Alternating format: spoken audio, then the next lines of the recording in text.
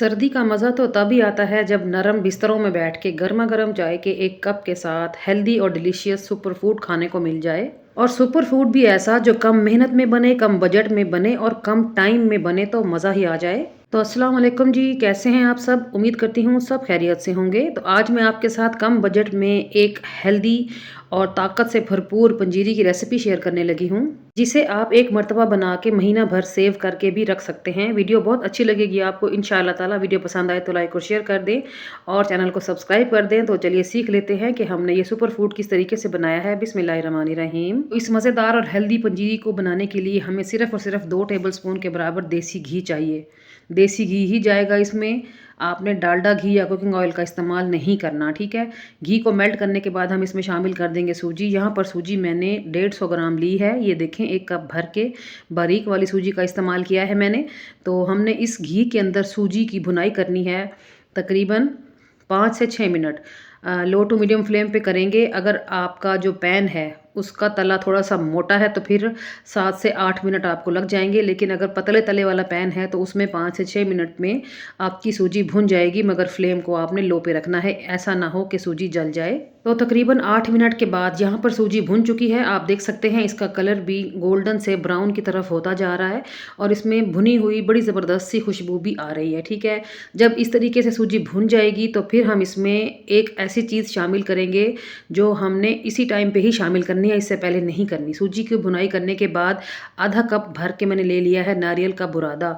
यहाँ पर अगर आप नारियल का बुरादा ना इस्तेमाल करना चाहें तो फिर आप सूखा नारियल लेके कद्दूकश करके शामिल करें, वो ज़्यादा बेहतर है। मेरे पास इस वक्त घर में नारियल का बुरादा ही अवेलेबल था तो मैंने ये शामिल कर दिया है। नारियल का बुरादा जो है बहुत जल्दी भुन जाता है, फ़ौरन से कलर पकड़ लेता है। तो बस फ्लेम का आपने ख्याल रखना है, लो टू मीडियम पे ही सेट रखें फ्लेम को। और 2 से 3 मिनट हमने यहाँ पर नारियल के बुरादे की भी भुनाई कर लेनी है। उसके बाद हम इसमें एक ऐसा इंग्रेडिएंट डालेंगे जो इस पंजीरी में जान डाल देगा, क्योंकि हम ये पंजीरी लो बजट बना रहे हैं, हमारे पास ज़्यादा बजट नहीं है। तो फिर हम इसमें ऐसी चीज़ डालेंगे जो कि महंगे महंगे ड्राई फ्रूट्स का या फिर देसी घी का मुकाबला कर सकती है। तो यहाँ पर मैंने लिया है 1 कप भर के बालाई का, यानी कि घर के दूध के ऊपर से उतरी हुई बालाई मैंने ले ली है और बिल्कुल फ्रेश है ये। और यहाँ पर मैं सूजी और नारियल के बुरादे की भुनाई करने के बाद मलाई ऐड कर दूँगी। अब आपने लो फ्लेम पे ही इस सूजी की मलाई के अंदर पकाई करनी है।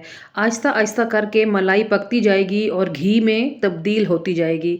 थोड़ी ही देर में जब ये सूजी मलाई में भुन जाएगी तो फिर ऐसा फ़ील होगा कि हमने ये सूजी बहुत ज़्यादा घी में भूनी है। हालाँकि ऐसा तो नहीं होगा, हमने तो मलाई डाली है। मलाई डालने से एक तो इसका फ्लेवर बहुत रिच हो जाएगा, खाने में ये बहुत टेस्टी लगेगी, और दूसरा जो घी रिलीज़ करेगी ना वो बहुत कमाल का होगा। यहाँ पर मैंने 5 मिनट भुनाई की है सूजी की मलाई के अंदर, मगर मैंने सीन जो है वो कट कर दिए हैं ताकि जल्दी से मैं आपको पंजीरी बना के दिखा सकूं। तो आप देख सकते हो कि यहाँ पर सूजी कितनी नमी वाली लग रही है, चिकनी चिकनी लग रही है, ऐसे लग रहा है कि हमने इसमें और घी डाला है। और घी तो नहीं डाला, हमने इसकी भुनाई की है मलाई के अंदर, ठीक है। तो बस यहाँ पर जो है बेहतरीन सी सूजी हमारी भुन चुकी है, मलाई जो है वो घी में कन्वर्ट हो चुकी है। अब हम यहाँ पर इसमें शामिल करेंगे चीनी। तो यहाँ पर मैं पिसी हुई चीनी ले रही हूँ, पौना कप के बराबर। तो जितनी सूजी ली है मैंने उससे थोड़ी सी कम चीनी ली है। अगर आप चीनी का इस्तेमाल ना करना चाहें तो फिर आप यहाँ पर पौना कप या 1 कप भर के शक्कर भी डाल सकते हैं, वो ज़्यादा हेल्दी ऑप्शन है, ठीक है। और अब हम इसमें शामिल करेंगे कुछ सस्ते से ड्राई फ्रूट्स, जिसमें शामिल है 2 टेबल स्पून तिल, 1 टेबल स्पून कटे हुए बादाम, 1 टेबल स्पून कद्दू के बीज, 1 टेबल स्पून खरबूजे के बीज, और 3 से 4 मैंने इसमें शामिल की हैं हरी इलायचियाँ, और 15 से 20 दाने मैंने इसमें किशमिश के भी डाले हैं। आप ये ड्राई फ्रूट्स की मिकदार कम कर सकते हैं या फिर बढ़ा सकते हैं, जितना आपका बजट हो, जितनी आपकी पसंद हो, आप इसमें उतना ही ड्राई फ्रूट्स इस्तेमाल करें, ठीक है। तो यहाँ पर जो ड्राई फ्रूट्स मैंने इस्तेमाल किए हैं ये बिल्कुल सफिशेंट हैं, खाने में बहुत मज़ेदार लगते हैं जब हम ये पंजीरी खाते हैं। आप यकीन करें, मैंने जिस जिसको ये पंजीरी खिलाई है उसने तारीफ़ों के पुल बांधे हैं। अगर आप इसमें शक्कर डालेंगे तो ठीक है, बहुत अच्छी बात है, लेकिन अगर आप इसमें चीनी डालेंगे तो फिर आपने साबुत चीनी नहीं डालनी, आप इसमें चीनी को पीस कर शामिल कीजिएगा, ठीक है। क्योंकि चीनी का दाना जो है वो फिर मेल्ट नहीं होगा, वो फिर साबुत ही रहेगा। अगर आप साबुत खाना पसंद करें तो फिर साबुत भी डाल सकते हैं, लेकिन अगर आप पिसी हुई चीनी डालेंगे ना तो इसके 2 फ़ायदे होंगे। एक तो ये कि वो जल्दी से पंजीरी में घुल जाएगी, मिल जाएगी, और दूसरी बात ये कि जब वो इस पंजीरी में मिक्स हो जाएगी ना, तो पंजीरी थोड़ी-सी नमी नमी वाली हो जाएगी, फिर हम इसका लड्डू भी बना सकते हैं। अगर आप इस पंजीरी का लड्डू बना के सेव करके रखना चाहेंगे, तो फिर आप लड्डू भी बना के सेव कर सकते हैं, लेकिन मुझे पंजीरी ही बनानी थी, तो मैंने यहाँ पंजीरी बनाई है। मगर मैं आपको लड्डू बना के भी दिखाऊँगी कि लड्डू बनाना भी बहुत आसान है इस पंजीरी का। मुझे ऐसा लग रहा है कि मैं थोड़ा ज़्यादा बोल गई हूँ, लेकिन आई होप कि मैं आपको अपना पॉइंट ऑफ व्यू जो समझाना चाह रही थी, वो समझा पाई होंगी। यहाँ पर आप देखें, चीनी का जो पाउडर हमने शामिल किया था ना, वो पंजीरी में मिक्स हो चुका है और पंजीरी कितनी नमी वाली फ़ील हो रही है ना? तो बस अब आपने क्या करना है, अब आपने चूल्हे को बंद कर देना है और इसको कवर कर दें 5 मिनट के लिए, ताकि ये सेट हो जाए। उसके बाद मैं आपको इसका लड्डू बना के भी दिखाऊँगी। तो बस अभी फ्लेम को ऑफ कर दिया है मैंने और कवर लगाएँगे 5 मिनट के लिए, फिर 5 मिनट के बाद हम इसको अनकवर करेंगे और मैं आपको पंजीरी दिखाती हूँ कि किस फॉर्म में आ गई है। ये देखें, जुड़ने लग गई है ना, तो बस ये बेस्ट टाइम है लड्डू बनाने का, ठीक है। आपने लड्डू गरम गरम पंजीरी में ही बनाना है। अगर पंजीरी थोड़ी सी भी ठंडी हो गई तो फिर लड्डू नहीं बनेगा। आजकल तो वैसे भी ठंड पड़ रही है कुछ ज़्यादा ही, तो ये काम आपने जल्दी जल्दी करना है। और आप यहाँ पर चम्मच पर घी की शाइनिंग देखें, माशाल्लाह से इतना घी तो हमने नहीं डाला जितनी वो शाइन दिखा रहा है। मैं आपको अभी अपने हाथ भी दिखाती हूँ कि 1 कप मलाई का इस्तेमाल करने से कितना ज़्यादा इसमें घी आ गया है। ये